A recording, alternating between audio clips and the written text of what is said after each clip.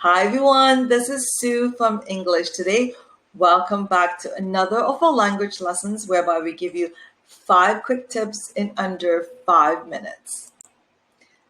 Today we'll be talking about how you may refer to the future using these forms, and we're here to give you 5 quick tips.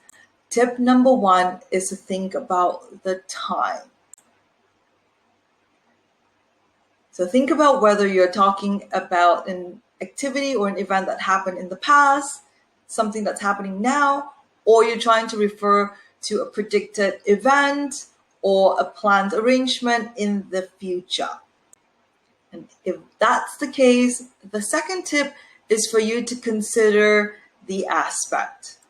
So try to think if it is an activity that is currently ongoing, or there is a repetition to it with relevance in the past and the present. So you would use future continuous, such as we will be meeting at 10 a.m.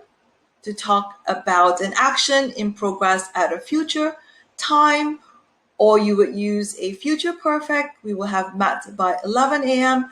to emphasize that there is a certain completion of an action at a point in time. So here is the difference. Tip number 3 would be the purpose, the case of how you would see this future event.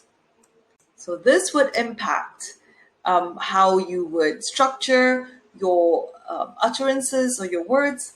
So if it's a plan, you would use will. For instance, I will meet Sue later. If it's a decision at the moment of speaking, you can use going to. I'm going to meet Sue this afternoon. Or if it's a prediction, you may again use will. The lockdown will reduce the number of cases. So depending what your purpose or how you see the event, this is how you would use will and going to describe future events. Tip number 4, how you would structure these utterances or sentences. Here are some example. So future continuous is used to same as present continuous, and they're both used to talk about things that have already been decided or you have planned them. So they kind of mean the same. So if you look at both these sentences, we will be meeting at 10 a.m. and we are meeting at 10 a.m. Both indicate an event in the future, but you may use both structure, and that's perfectly fine to talk about your future event. So that's another consideration, would be structure. And our final tip would be form. So to form your references to the future, you may use, these are some examples, you may use present continuous, you may use going to, and as well as modal verbs such as might and could.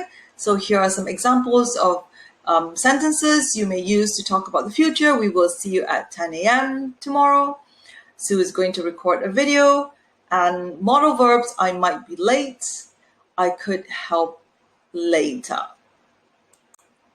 So there you have it, 5 tips on how you may use these forms and structure to help you discuss future events, plan arrangements, as well as your references to the future. Thank you very much.